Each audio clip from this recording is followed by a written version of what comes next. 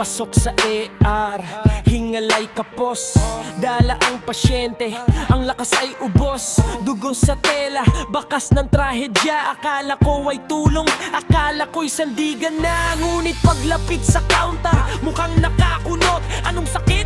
Ang tanong sa boses ay may simangot. Imbes na stretcher, agad na binigay isang pirasong papel. Fila pa ng antabay. Sir, kailangan ng deposito bago kami mag-admit. Habang ang pasyente ko sa sakit ayaw na nanginginig. Wala pang reseta, kardagadang hinanap. Parang ang paggamot ay may kakibat na pangarap.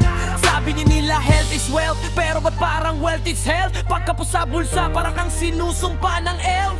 Sa bawat minutong lumilipas na walang aksyon, ang orasan ay kalaban sa gitna ng tensyon. Dapat bang maging rich para lang maging safe? Sa landas ng serbisyo, bakit naging ganito ang red? Hippocratic oath, nasan na ang prinsipyo? O binalot na ng pera ang inyong serbisyo? Hindi ko hinihingi na gawin mong libre ang lahat, pero sana naman ang tao ay wag mong isukat sa sapat. Pera o buhay, yan ang laging laro.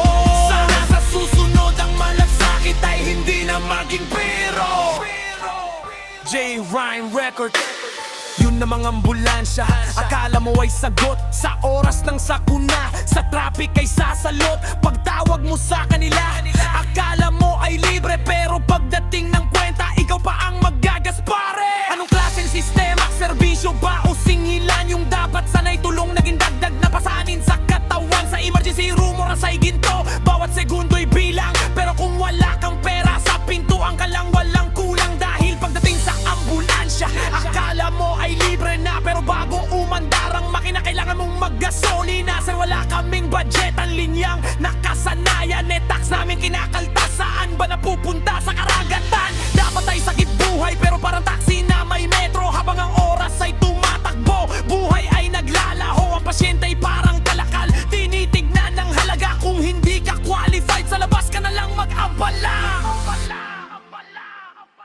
Dapat bang maging rich para lang maging safe? Sa landas ng serbisyo, bakit naging ganito ang red? Hippocratic oath, nasan na ang prinsipyo? O binalot na ng pera ang inyong serbisyo? Hindi ko hihihingi na gawin mong libre ang lahat, pero sana naman ang tao ay wag mong isugat sa sapat. Pera o buhay, yan ang laging laro. Sana sa susunod ang malasakit ay hindi na maging pero. Sumpa ng doktor, saan na napunta? Nakalimutan na ba dahil sa pagnanais na kumita? Hindi lahat ng pasyente ay mayaman o may kapit. Marami ang sa hirap, sa kasada na lang pumipikit. Buhay ay hindi paninda, hindi ito pwedeng baratin. Ngunit sa sistema natin pera ang siyang nagdidikta ng hangin. Sana naman ma-realize bago pa maging huli ang lahat. Ang ospital ay para sa tao, hindi para sa bulsa ng nakalapat. Ospital na dapat ay kanlungan ng may karamdaman. Naging negosyo, tinimbang ang buhay sa laman ng pitaka. Yan, di ko nila lahat, meron pa namang matino, pero ang sistema nila parang sumpa sa taong hindi listo. O mapait na katotohanan, kailangan mong tanggapin na kung wala kang pambayad, sa pinto ka lang palilipasin.